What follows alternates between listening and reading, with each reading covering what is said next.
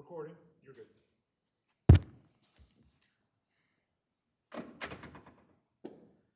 Okay, go ahead.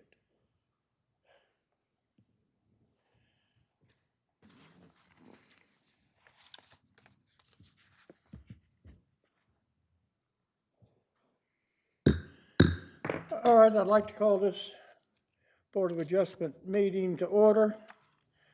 The September 20th, 2023. First thing, I apologize for being a few minutes late.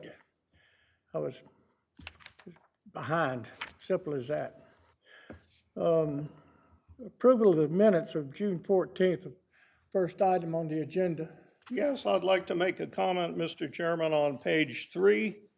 And I believe I discussed this with Mr. Eads, but anyway, it reads, last line, Chairman Simmons made a motion to grant the variance.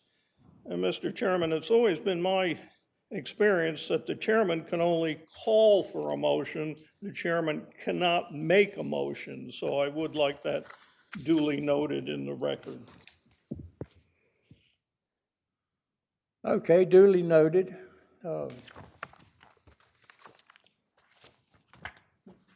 Is there a problem with that procedure, Mr. Eads?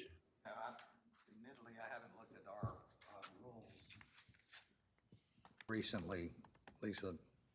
To my knowledge, there's nothing that says a chairman can't make a motion. Right, generally, that is certainly true that in the council manager form of government, unless the charter says otherwise, that the mayor calls for motions. Mayor's not a voting entity. Right, mayor, exactly, but it's been treated differently both at the planning board level and at the Board of Adjustment level. For now, it's noted in the record the concern. Ms. Stites and I will take a look at our rules of procedure to see if there's anything in there that prohibits it, but I think we're, vote carried, I think we're fine.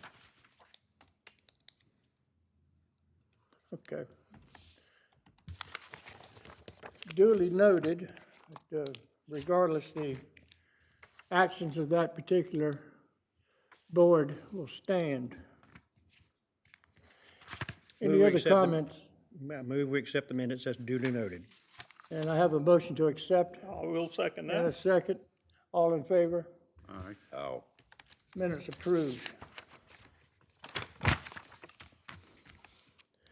No old business, we have new business to discuss. Application. And who's going to lead us into that? Mr. Reeves? If I may, Mr. Chairman, good morning, everyone, as well as everyone in the audience. As you just indicated, this is a application for a variance which requires what's called a quasi-judicial evidentiary hearing. The applicants are entitled to a fair and impartial decision-making body, which means you cannot have a preconceived bias one way or the other on this application, and you're required to base your votes solely on the competent, substantial material evidence that we hear today during this hearing. So I need to ask the board as a whole a few questions. Does anyone on the board have a financial interest in the subject matter of this variance application? And the address is 1101 Ocean Drive. All right. And as always, Madam Clerk, if you'll just note, there was no one raised their hand. Does anyone have a family or a business relationship with the applicants for this variance, which are Mr. and Miss Dave and Pamela Wells? Does anyone have a business relationship with them or a close family relationship? Right, now I realize you are likely to know where this property is, given the size of the town. But for purposes of assessing this variance application, has anyone made a site visit to this site to assess this application? No. Okay. Has anyone had any what's called ex parte communications with the applicant, which means discussions outside of the context of this hearing with the applicants about the subject matter of this application? Same question, has anyone had any discussions with any staff member outside the context of this hearing for the purpose of discussing this variance application? Can any of you, as you sit here today, think of any reason why you can't be fair and impartial and base your vote solely on the competent, substantial, material evidence that we hear today? Right?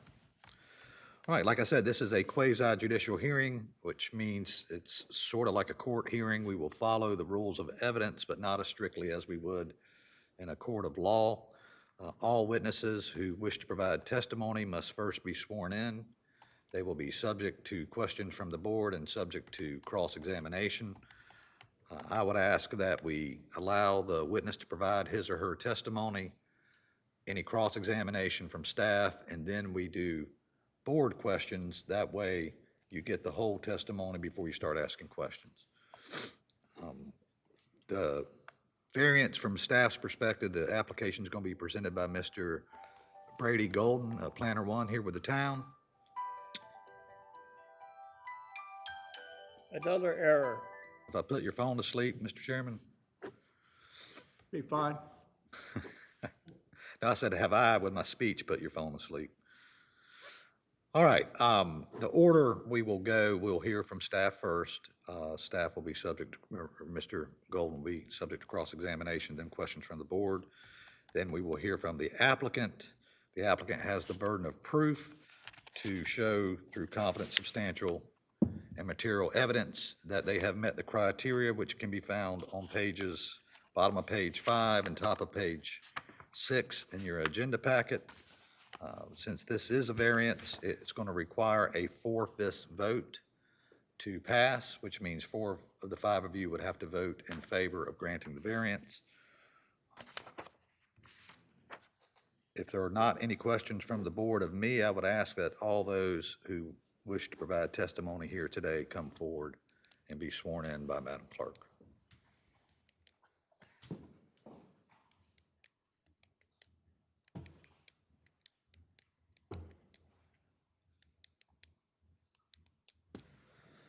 Left hand on the Bible, raise your right. We can all join in together. Left hand on the Bible and raise your right. Do you solemnly swear that the evidence you give to the Board of Adjustment for this hearing shall be the truth, the whole truth, and nothing but the truth, so help you God? I do. Okay, thank you.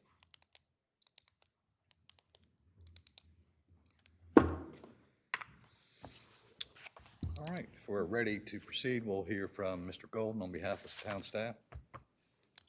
All right.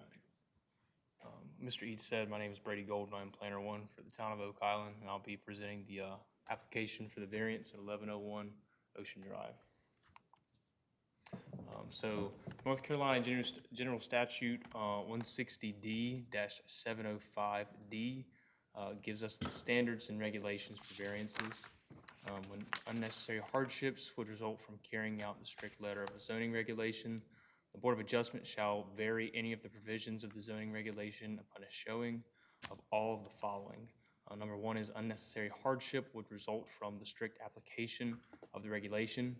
It's not necessary to demonstrate that in the absence of the variance. No reasonable use can be made of the property. Number 2, the hardship results from conditions that are particular to the property, such as location, size, or topography. Hardships resulting from personal circumstances, as well as hardships resulting from conditions that are common to the neighborhood or the general public, may not be basis for granting a variance. Variance may be granted when necessary and appropriate to make a reasonable accommodation under the Federal Fair Housing Act for a person with a disability. Number 3, the hardship did not result from actions taken by the applicant or the property owner. The act of purchasing property with knowledge that circumstances exist that may justify the granting of a variance is not a self-created hardship. And number 4, the requested variance is consistent with the spirit, purpose, and intent of the regulation, such the public safety is secured and substantial justice is achieved. Also, a variance requires a concurring vote of 4/5 from the board in the affirmative. Background on the application was requested for a variance to the front setback requirement for an addition. Subject property is located at 1101 Ocean Drive, tax parcel ID 250FG026. The property is zoned R6 and is subject to a 15-foot front setback. The applicant is requesting a variance for a 5.3-foot encroachment into the front setback. Here is a map showing the property with a red circle at the corner of Ocean and Corral. Here is the zoning map. This property is located in R6 zoning district. It is also beside a CR zoning district, and down the road is a R7 zoning district. Here is a survey of the property showing the proposed addition. At the top of the property, it would be about 9.5 feet away from the front property line.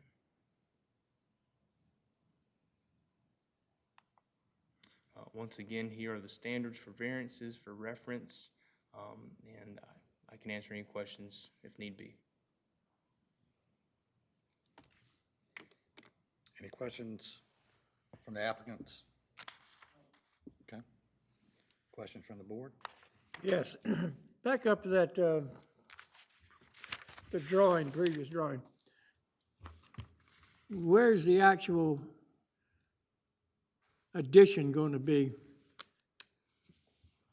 At the top of the north side of the property, there's a section saying proposed addition, I believe.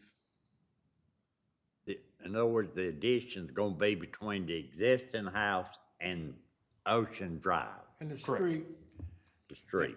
Is this a cantilevered over deck or is it on ground level? This will be the second and third story, so it will be cantilevered over.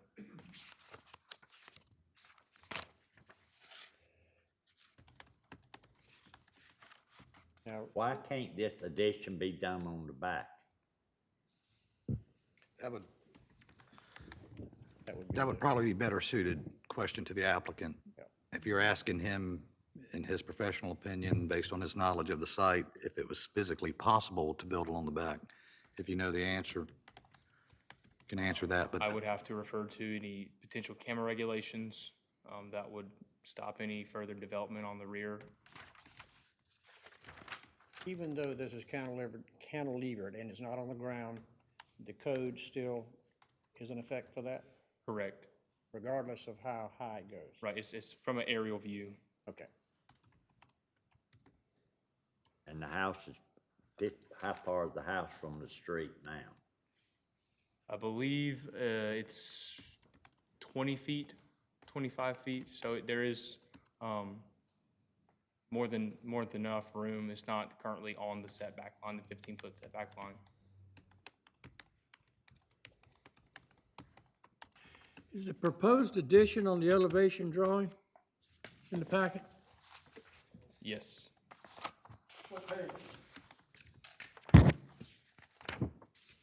16 or 17?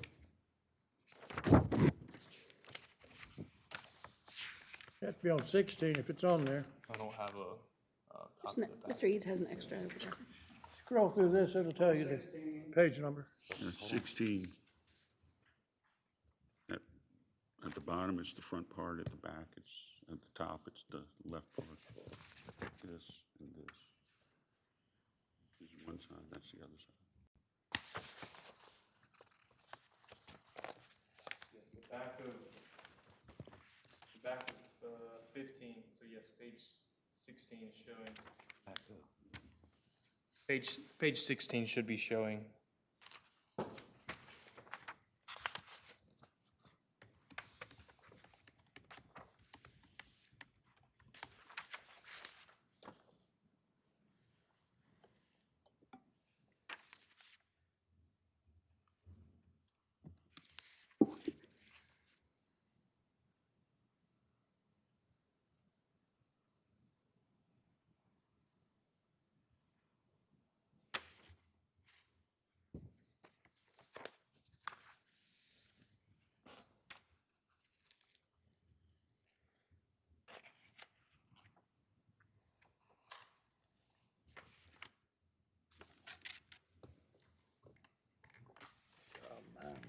This is a corner lot. What's the front setback on the corner lot? Is it 15 or 10? It's 15 for this oceanfront lot. Normally in a R6 is 25, but for ocean beachfront lots, they are subject to a 25 or a 15-foot front setback.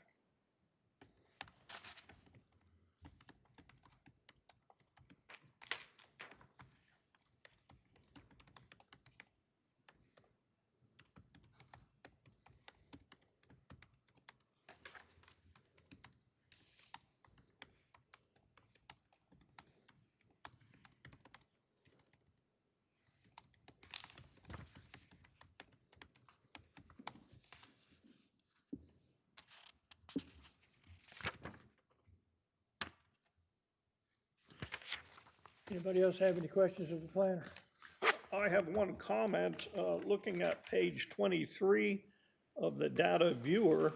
It seems the next lot, the block, just to the right, all the buildings are set back a uniform, comfortable distance. And the request for the variance is already exceeding what all the other houses are set back. So I'm wondering, was the setback rule changed at some point? They're in that recreational, they're different zoning. Different zoning, different setback? Yeah, this block, yeah, different zonings have different setbacks. Now, I don't know that that's a different okay. setback there. That would be up to the I'm town planner to identify, but I believe it's commercial recreational zoning there. The front setback for the CR, commercial recreation, is 20 foot. Yeah, so this is 20-foot setback. These are 15. Because, But it is also subject to the same standard of oceanfront property, can go up to 15 feet in front setback. Yeah. So they're all 15 because they're on the ocean. oh, okay. So compared to everyone else, they're already encroaching 5 feet, in my view anyway. But that's, Chairman asked me to speak, and that's what I said. Thank you. From the survey, currently, the house where it's currently situated is not encroaching in that front setback.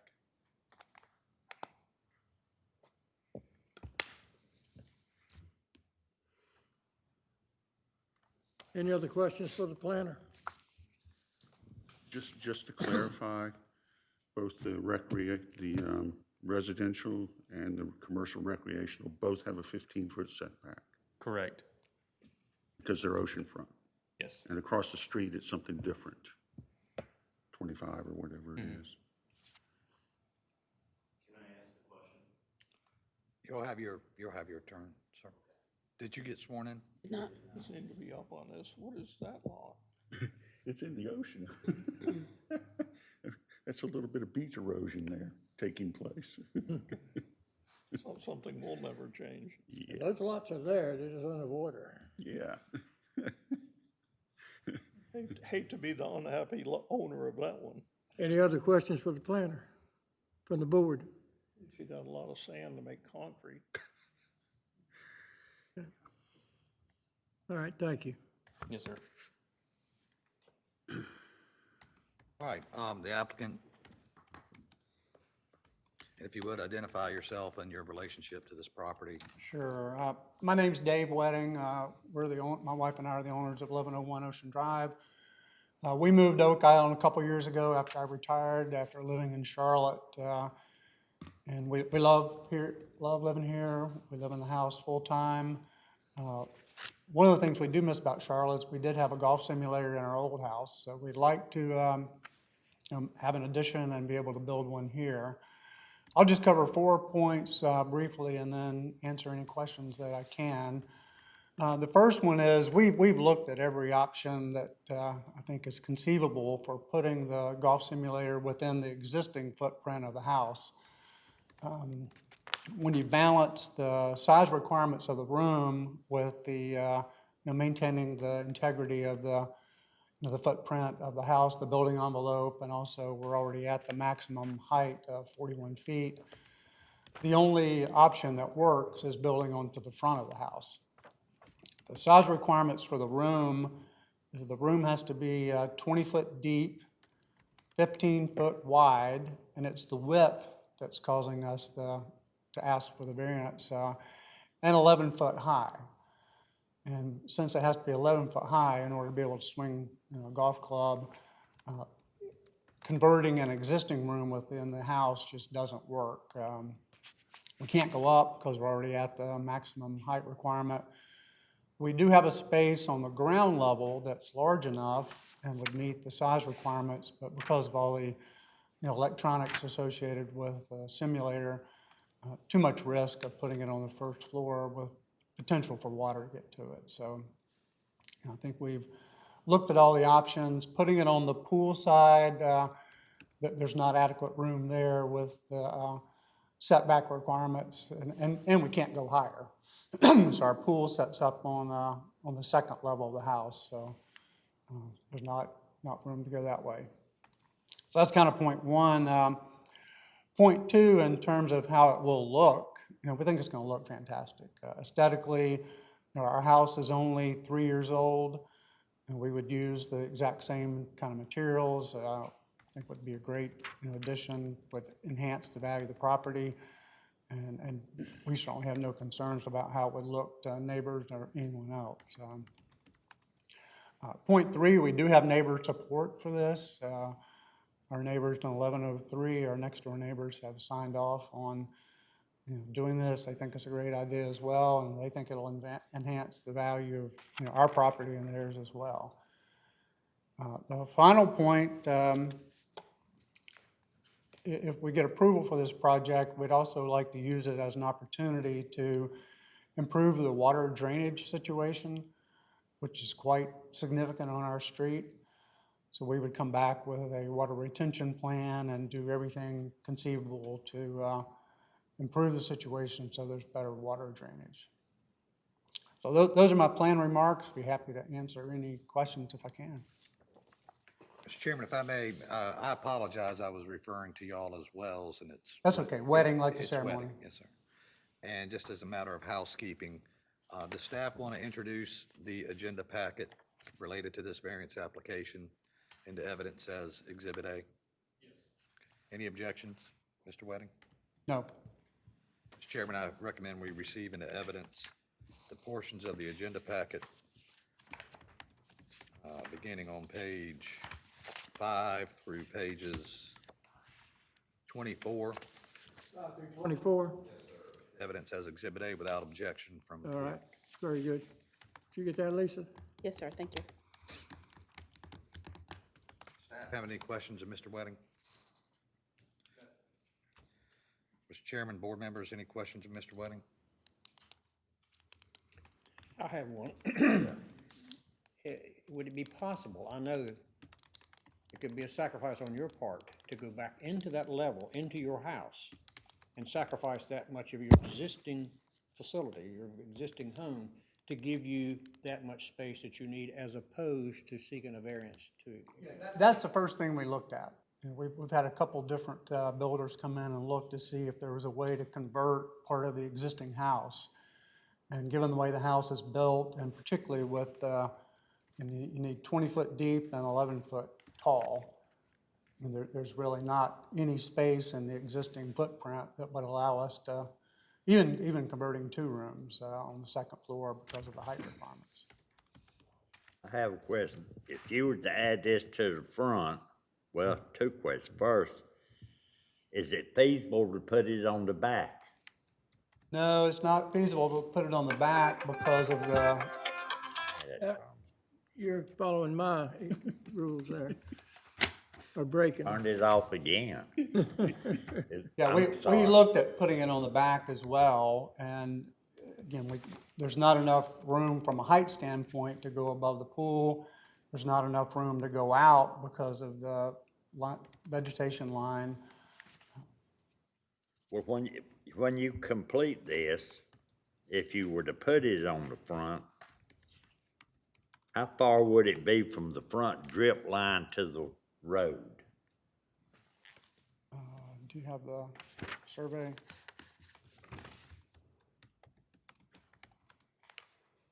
You do know what I mean by drip line.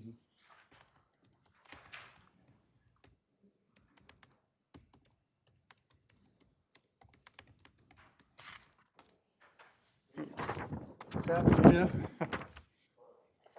Matt can answer Yeah. that. It's on page 15 of your agenda packet. The measurement there appears to be 9.67 feet to the front property line. And then you'd have whatever distance it is to the edge of pavement there as well.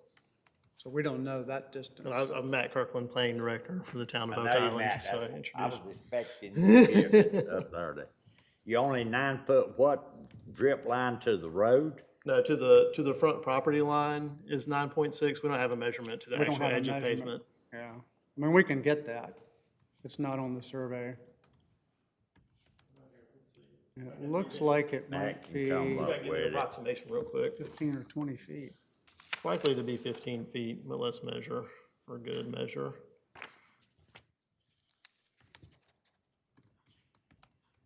Yeah, it appears to be 15 feet from the front property line to the edge of pavement, so you'd be approximately 25 feet from the addition, should it be approved, to the actual edge of pavement there. And the addition is just a second. They and would third be level. 25 foot from the drip line to the street. To Is the edge that, of the pavement, yes, sir.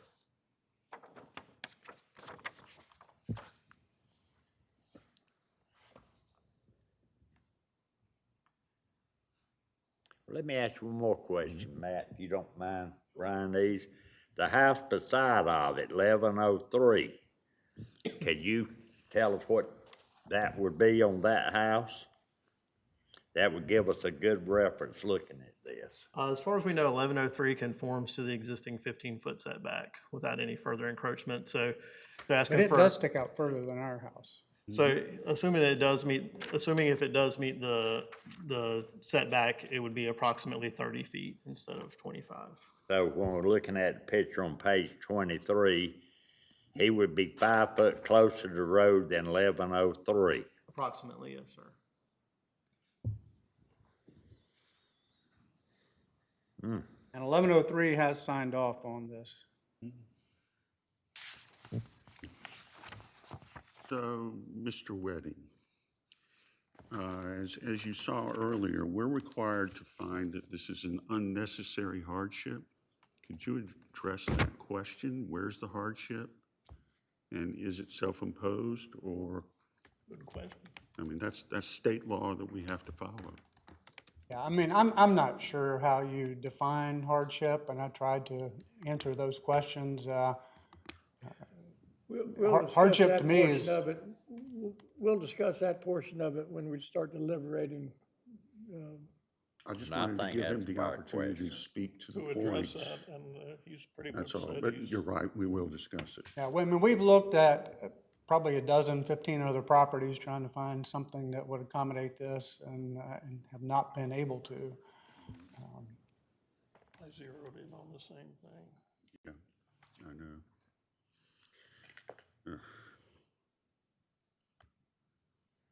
Have any other questions for the applicant?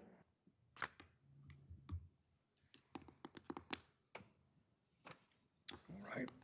Thank you, Mr. Welling. All right, thank you. So on behalf of the applicant, wish to provide testimony?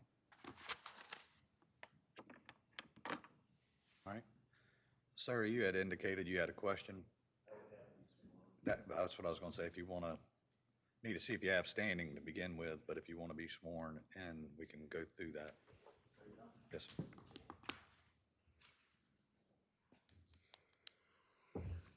Place your left hand on the Bible and raise your right. You solemnly swear that the evidence you give to the Board of Adjustment for this hearing shall be the truth, the whole truth, and nothing but the truth, so help you God. If you would, Step to the podium, state your name and address, please.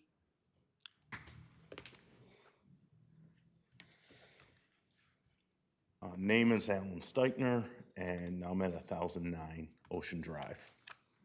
The question that I did have was, there was some discussion about the two different areas, which you were talking about, different setbacks, and I didn't have the packet, the view, and I was just wondering if that was something you could put up on the slide. But I'm at 1009, and I also think from a standpoint of what they're doing, it's gonna bring value. and the look of the house is something that will also improve. So I think it's something that, from a standpoint of an addition and being off the setback with 5 feet and being 20 feet away from the road, I think that's a great addition. The other side of it is that area floods a lot, and if they're willing to help in that area, which I am in the process of looking at also helping, I think that would also improve that area, make it safer when it does rain. So that's what I wanted to bring up here, so that you know that area does get flooded. Can you give me your last name again, sir? Steichner, Steighner. And you said 1009, you're referring to Ocean Drive. Ocean Drive. So are you adjacent?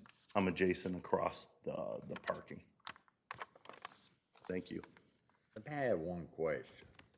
Yes, sir. Well, staff is entitled to ask Mr. Steichner questions, as are the weddings. Those, if you don't mind, and just, they may not have any questions, and then, of course, the board staff, any questions, Mr. Webb? Mr. Steichner. Steichner, yep. Wedding, do you have any questions? No, I don't have any questions. Okay. Board members, any questions, Mr.? I do. I've heard twice now that this addition will help flooding.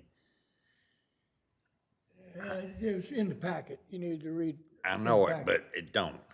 Yeah, he was gonna tear up his driveway in pervious material and put down pervious material to help the flooding. Correct. And then we would do a drainage system on the sides of the house to feed the water into gravel that's underneath the proposed addition.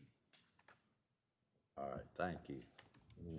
And I'll just note for the record, Mr. Chairman, the redoing the driveway and the drainage system would have to be added as conditions of approval.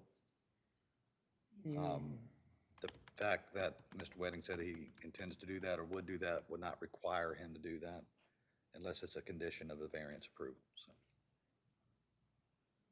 We'd be fine with that. Thank you, sir. Any other questions?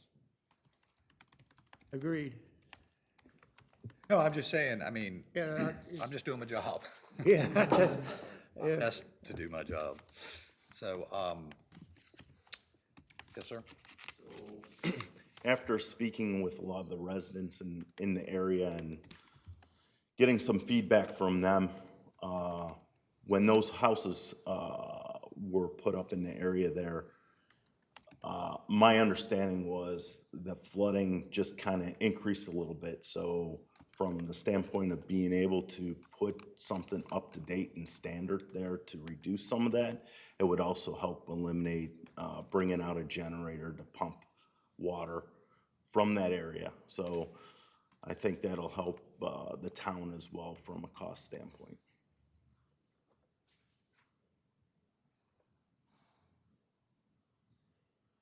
Well, we certainly don't want to get into the stormwater management business here, but But I just want to bring that up because here's an opportunity, I think, a good opportunity. and I appreciate the sentiment. I believe right now, just casual conversation, the town has a plan right now to use those pits that they're working on to try to alleviate some of that flooding on Ocean Drive. Hopefully that's going to help a lot in the future. But I regress, I regress back to what we're talking about. Does anybody else have any questions for these individuals? I appreciate your time. Thank you. All right, again, Mr. and Ms. Wedding, you guys have the burden of proof. Do you want to offer any other evidence in support of your variance request? Okay. I believe that's everyone who's signed up to testify. Did anyone wish to testify that has not been heard? Madam Clerk, let the record reflect no one has indicated such. Chairman, at this point, I recommend we suspend the evidentiary part of this hearing. I normally say close them, but if you have questions as you deliberate, I don't want to have to reopen it, so we'll suspend it, and we can begin our deliberations Again, it's the applicant's burden of proof. The criteria can be found on pages 5 and 6. And be happy to answer any questions that you may have. I would note, well, before we go into deliberations, Mr. Wedding indicated that one of his neighbors had signed off on it or approved this. Do we want to enter that as an exhibit? Well, I believe it, that's what I'm gonna ask. On page 11 of the agenda packet,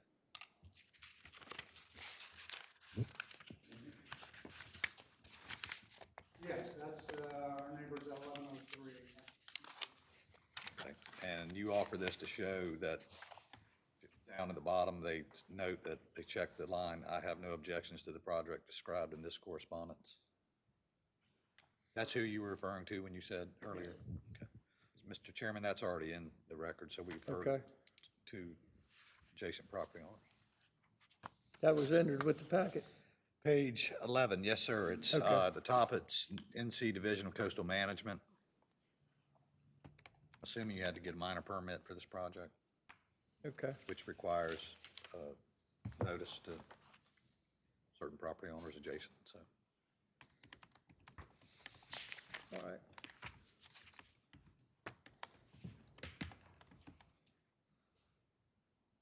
All right, we can begin deliberations. Well, we're beginning deliberations. We're not closing, we're suspending, but we're starting deliberations. Who wants to kick this off? I will. I'm going by page 23. And I'm seeing how lot 1103, which meets the specs, and how far it's closer to the road than all the other. And wanting to put 1101 even further out. It don't look consistent, but I don't see the hardship. I'm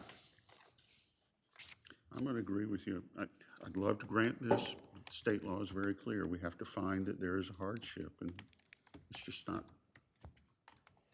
There's a fine line between inconvenience and hardship. Yes, sir. And it's a tremendous inconvenience, but a hardship has a different definition when it comes to a variance. That it's difficult to demonstrate to pass these criteria. And we only have to strike one of these to strike the entire thing, as all of you know. So, let's ponder on this first one. If we can't overcome the first hurdle, we're dead in the water. What do you? I agree. So let's ponder that. What do you think about the first, the hardship? I don't think it's a hardship at all. I'm all in favor of property rights for property owners, but I cannot see in your circumstance how this is a hardship.